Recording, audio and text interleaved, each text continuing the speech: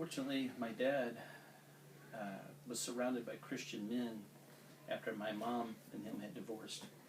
Christian men that took my dad under their wings, and tried to help him to see, the errors of his ways and the things that he was doing that was wrong in his own family. But, again, at that time, we became separated from my dad, and it took a little while before he went into the mission field in Mexico. But when he did, he saw a lot of things that other people were dealing with there that made a lot of what he grew up in and the problems that he thought he had at home seem a little more minuscule compared to what people face down in Mexico at times. But again, that was one of the beginnings of what brought my dad and I back into a relationship, was the fact that my dad was shown the things he had done wrong.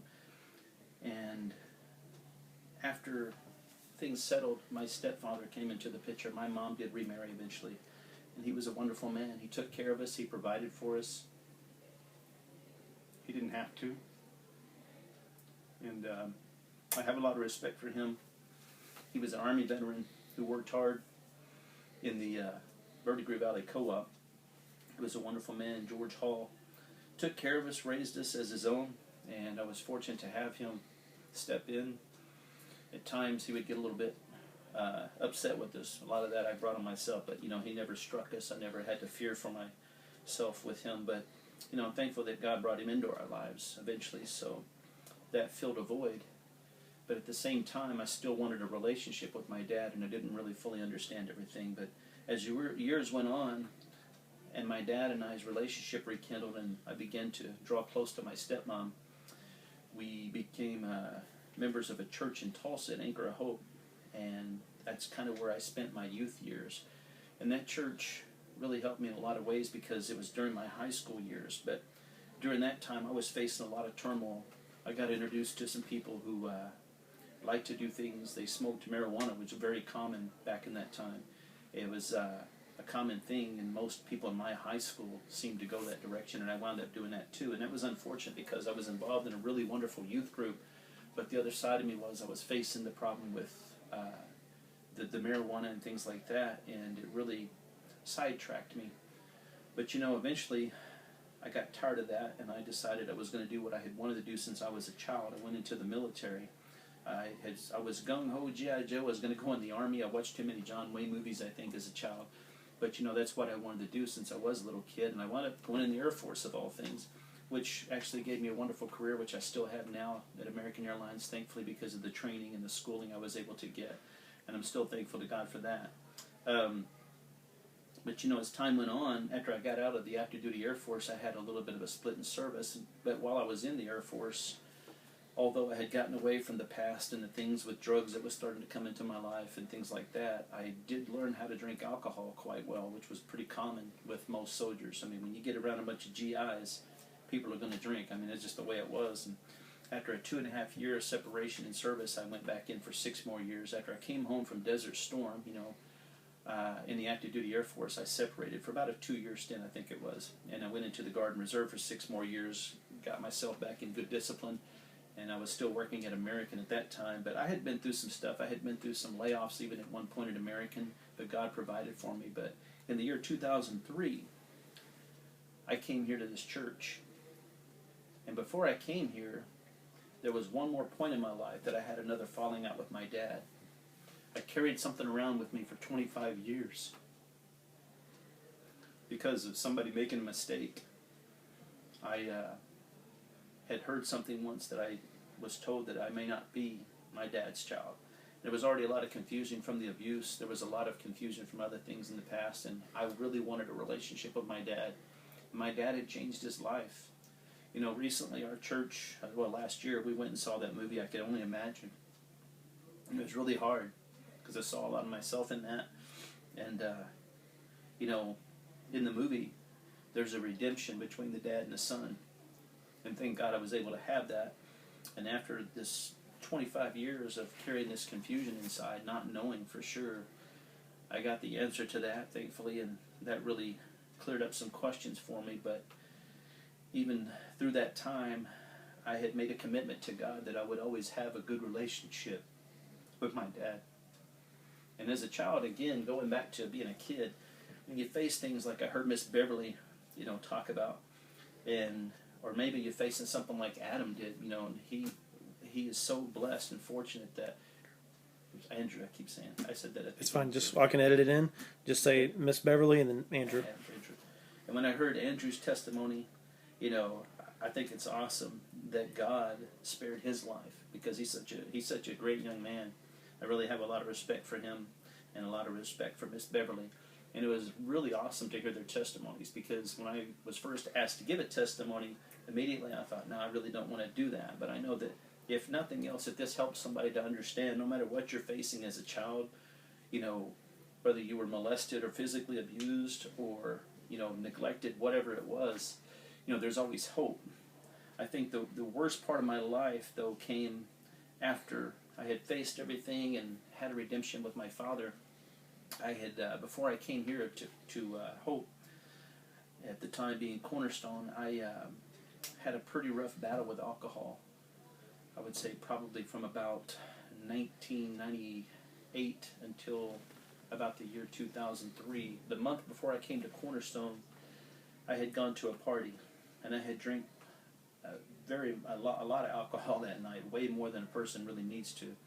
And it was very close to this church here. Ironically, it was just over off of Independence at a friend of mine's house. The band I was in, we had done a gig, and I had wound up drinking a whole lot. Well, that was the sickest I had ever been in my life, and the next day I was sick. For about a week I was sick because I refused to go get some medical help, and I really needed it. But at that point I was very depressed, and it was also a time where I had lost my job at American right then. I had a relationship that failed with someone, and it really disturbed me, and I just, pretty much at that point, I had lost all hope. Fortunately, at the time as well, God works in mysterious ways, and I had a family members that were here at the time at this church, and my family kept bugging me for some time, even before what happened at that party that night. My family had been bothering me a lot about coming to visit this church they kept telling me about. And I wanted nothing to do with it. I was so full of pride and rebellion and depression and anger and everything else at that time that all I could think about was, I'm just going to live for the moment, and whatever happens, happens. And I always tried to maintain, again, a good relationship with my family, but I was able to hide very well from my family what I was going through when I was around them. But I was struggling. And fortunately, I finally decided, just to get my family to leave me alone, that I was going to come visit this church they kept telling me about for a Christmas play of all things. And that's when I first came here in 2003. I came to the old building, and they had a Christmas play that I was expecting, maybe some sheeps and reindeers and Mary and Joseph and all these things that you would typically see at a play.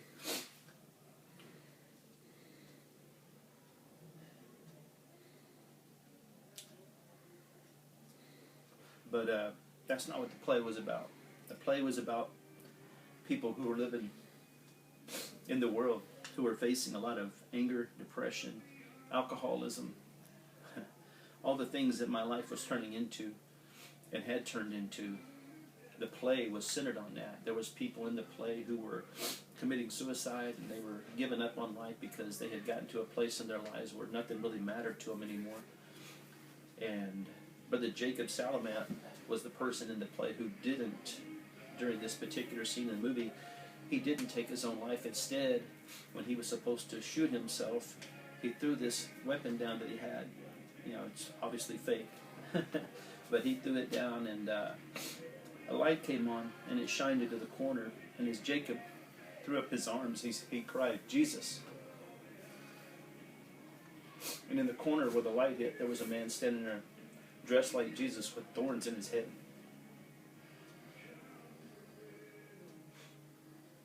And you hear the term, your whole life flashes before your eyes. Mine did at that minute. And the only thing I could think of that came to my mind at that moment was, where have I been? Where have I been?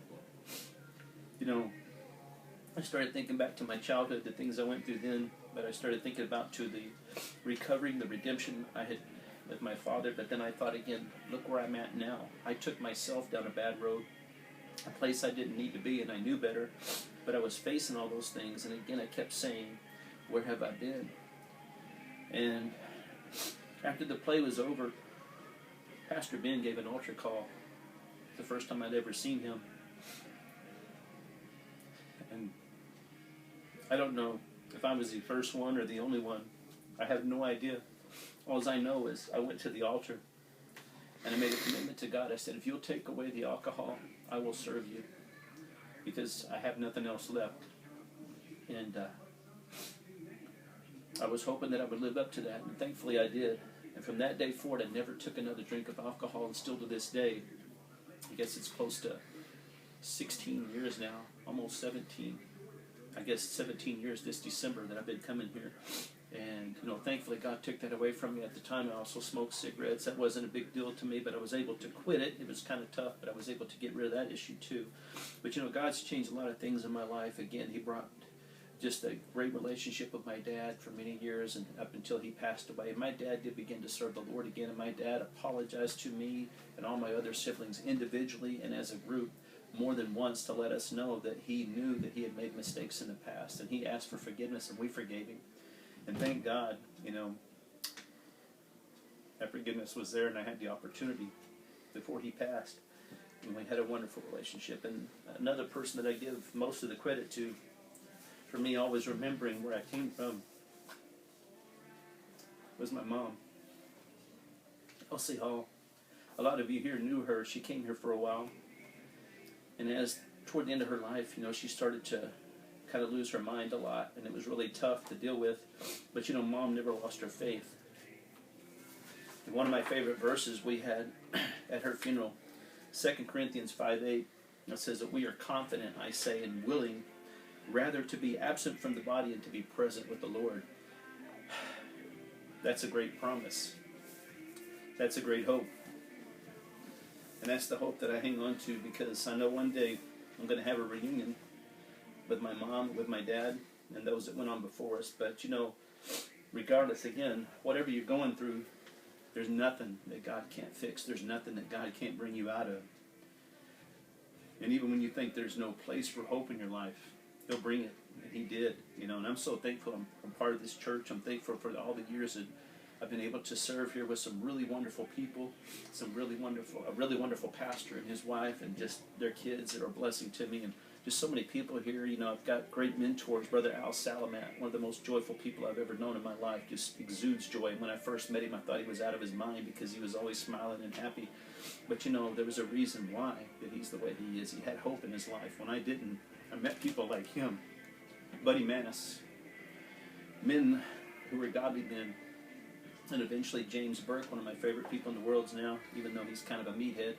But I still love the guy a lot, and Miss Jo, his wife. They've been a blessing to me, the Burke family.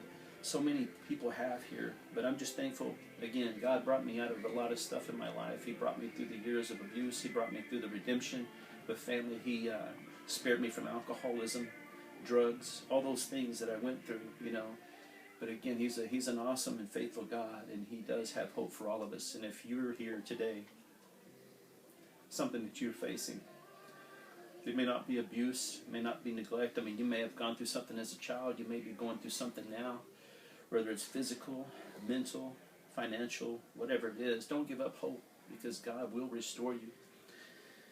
And with that, I would just like to say again, I'm thankful to God for bringing me to my knees one night and bringing my life back in place where it needed to be, as it was from my early childhood growing up in church. And again, I'm thankful for this church, and I would just say God bless you all, and I love you all.